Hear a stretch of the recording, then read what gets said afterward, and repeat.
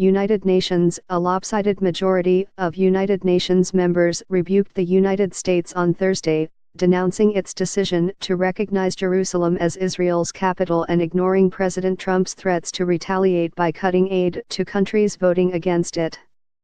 In a collective act of defiance toward Washington, the United Nations General Assembly voted 128-9, with 35 abstentions, for a resolution demanding that the United States rescind its December 6 declaration on Jerusalem, the contested holy city. The resolution is non-binding and therefore largely symbolic, but the vote indicated the extent to which the Trump administration's departure from a 50-year international consensus on Jerusalem's status has unsettled world politics and contributed to America's diplomatic isolation. Major allies like Britain, France, Germany, and Japan voted for the resolution, though some allies like Australia and Canada abstained.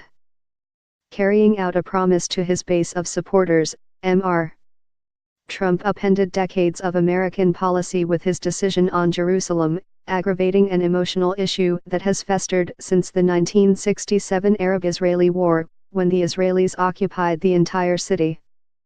Many Security Council resolutions since then, which have the force of international law, have warned that Jerusalem's status is unresolved, that claims of sovereignty by Israel are invalid, and that the issue must be settled in negotiations between the Israelis and Palestinians. The new resolution raised questions about whether Mr. Trump would deliver on his threat on Wednesday to withhold American aid from countries that broke ranks with the United States. While he has significant legal latitude to do so, experts said it would be very difficult to substantially cut off countries like Egypt and Jordan that are strategic partners of the United States in the Middle East.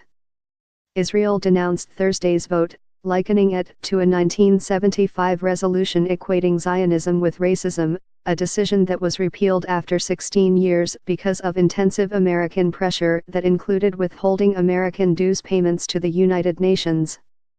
"It's shameful that this meeting is even taking place," Israel's envoy to the United Nations, Danny Danon, told the General Assembly.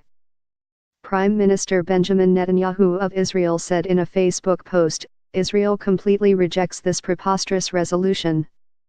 Jerusalem is our capital. Always was, always will be." The American ambassador, Nikki R. Haley, called the vote null and void, declaring that no vote in the United Nations will make any difference on the United States' plans to move its embassy to Jerusalem from Tel Aviv, which she called the right thing to do.